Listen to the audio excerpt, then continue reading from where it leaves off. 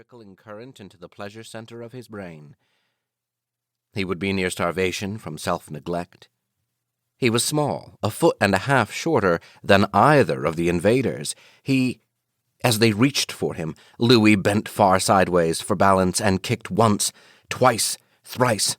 One of the invaders was down, curled around himself and not breathing, before the other found the wit to back away. Louis came after him. What held the youth half paralyzed was the abstracted bliss with which Louis came to kill him. Too late, he reached for the stunner he'd pocketed. Louis kicked it out of his hand. He ducked a massive fist and kicked at kneecap. Kneecap, the pale giant stopped moving.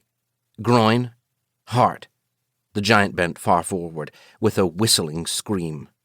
Throat, the scream stopped suddenly.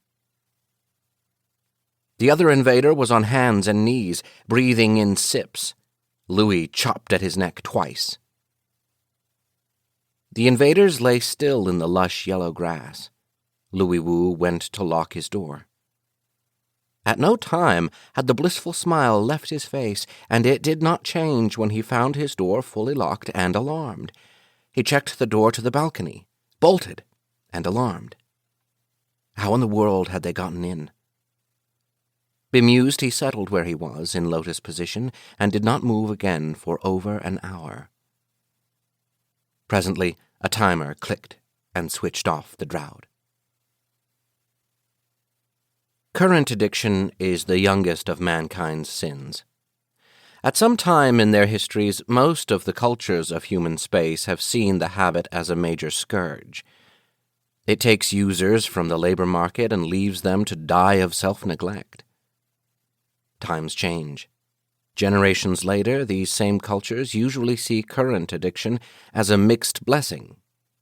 Older sins, alcoholism and drug addiction and compulsive gambling, cannot compete. People who can be hooked by drugs are happier with the wire. They take longer to die, and they tend not to have children. It costs almost nothing. An ecstasy peddler can raise the price of the operation, but for what? The user isn't a wirehead until the wire has been embedded in the pleasure center of his brain. Then the peddler has no hold over him, for the user gets his kicks from house current. And the joy comes pure, with no overtones and no hangover. So that by Louis Wu's time, those who could be enslaved by the wire or by any lesser means of self-destruction had been breeding themselves out of the human race for 800 years. Today there are even devices that can tickle a victim's pleasure center from a distance. TASPs are illegal on most worlds, and expensive to make, but they are used. A dour stranger wanders past, rage or misery written in the sour lines of his face. From behind a tree you make his day. Plink! His face lights up. For a moment he's got no worries at all. They don't generally ruin lives. Most people can take it. The timer clicked and switched off the drought. Louis seemed to sag in upon himself. He reached across his smooth scalp to the base of the long black braid and pulled the drought from its socket beneath the hair.